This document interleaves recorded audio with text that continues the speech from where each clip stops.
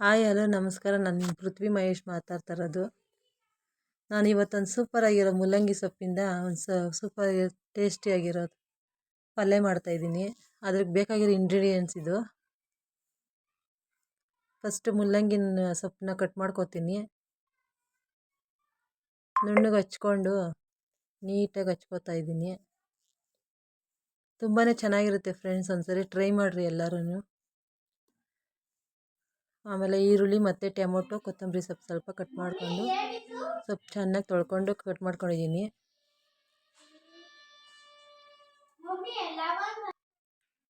ಒಗ್ಗರಣೆಗೆ ಈರುಳ್ಳಿ ಸ್ವಲ್ಪ ಎಣ್ಣೆ ಸ್ವಲ್ಪ ಹಾಕಿ ಈರುಳ್ಳಿ ಹಾಕಿ ಚೆನ್ನಾಗಿ ರೋಸ್ಟ್ ಮಾಡಬೇಕು ಫ್ರೆಂಡ್ಸ್.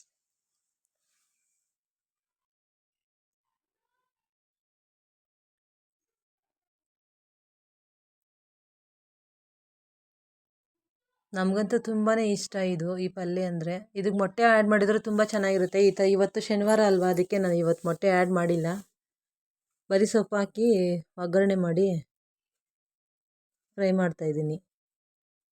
ಚಪಾತಿ, ಪೂರಿ, ದೋಸೆಗೆಲ್ಲ ತುಂಬ ಚೆನ್ನಾಗಿರುತ್ತೆ ಇದು. ನಾವು ಅವಾಗ ಮಾಡ್ತಾಯಿರ್ತೀವಿ ಮೂಲಂಗಿ ಸೊಪ್ಪಿಂದ ಪಲ್ಯನ.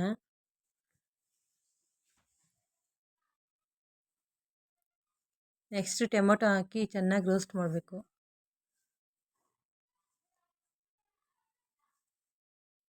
ಸ್ವಲ್ಪ ಸಾಫ್ಟ್ ಆಗಬೇಕು ಟೊಮೊಟೊ. ಸಾಫ್ಟ್ ಆಗೋದಕ್ಕೆ ಸ್ವಲ್ಪ ಉಪ್ಪು ಹಾಕಿದರೆ ಸ್ವಲ್ಪ ಬೇಗ ಸಾಫ್ಟ್ ಆಗುತ್ತೆ. ಅದಕ್ಕೆ ಸ್ವಲ್ಪ ಉಪ್ಪು ಆ್ಯಡ್ ಮಾಡಿದ್ದೀನಿ. ಚೆನ್ನಾಗಿ ರೋಸ್ಟ್ ಮಾಡ್ತಾಯಿದ್ದೀನಿ. ನೀವು ಒಂದ್ಸರಿ ಟ್ರೈ ಮಾಡಿ ಫ್ರೆಂಡ್ಸ್, ತುಂಬಾ ಚೆನ್ನಾಗಿರುತ್ತೆ. ಕೊತ್ತಂಬರಿ ಸ್ವಲ್ಪ ಆ್ಯಡ್ ಮಾಡಿದೆ. ಎಲ್ಲ ರೋಸ್ಟ್ ಆಗಿದ್ದ ತಕ್ಷಣ ಆಮೇಲೆ ಸ್ವಲ್ಪ ಹಾಕ್ಕೊಂಡು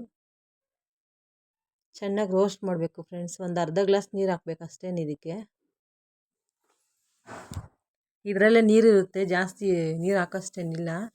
ಒಂದು ಅರ್ಧ ಗ್ಲಾಸ್ ಹಾಕ್ಬೇಕು ಅಷ್ಟೇ, ಸೊಪ್ಪು ಬೇಯಬೇಕಲ್ವ ಅದಕ್ಕೆ. ಚೆನ್ನಾಗಿ ರೋಸ್ಟ್ ಆಗಬೇಕದು. ಎಲ್ಲ ನೀರೆಲ್ಲ ಹಿಂಗಿ ಡ್ರೈ ಆಗಿ ನೀರೆಲ್ಲನೂ ಸ್ವಲ್ಪ ಸಾಫ್ಟಾಗಿ. ಆಮೇಲೆ ಸ್ವಲ್ಪ ಖಾರದ ಪುಡಿ, ಸ್ವಲ್ಪ ಅರಿಶಿನ ಹಾಕಿ ಚೆನ್ನಾಗಿ ರೋಸ್ಟ್ ಮಾಡಬೇಕು.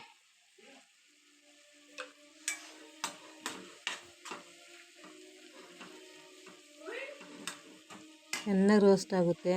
ರೋಸ್ಟ್ ಆಗಿದ ತಕ್ಷಣ ಮತ್ತು ಸ್ವಲ್ಪ ಅರಿಶಿನ ಪುಡಿ, ಧನಿಯಾ ಪುಡಿ ಸ್ವಲ್ಪ ಹಾಕಿ ಸ್ವಲ್ಪ ನೀರೆಲ್ಲ ಡ್ರೈ ಆಗೋವರೆಗೂ ಸ್ವಲ್ಪ ಬೇಯಿಸಬೇಕು. ತುಂಬಾ ಚೆನ್ನಾಗಿರುತ್ತೆ ಫ್ರೆಂಡ್. ಇದನ್ನು ಚಪಾತಿ ಜೊತೆ ಆ್ಯಡ್ ಮಾಡಿದ್ರೆ ತುಂಬಾ ಚೆನ್ನಾಗಿರುತ್ತೆ.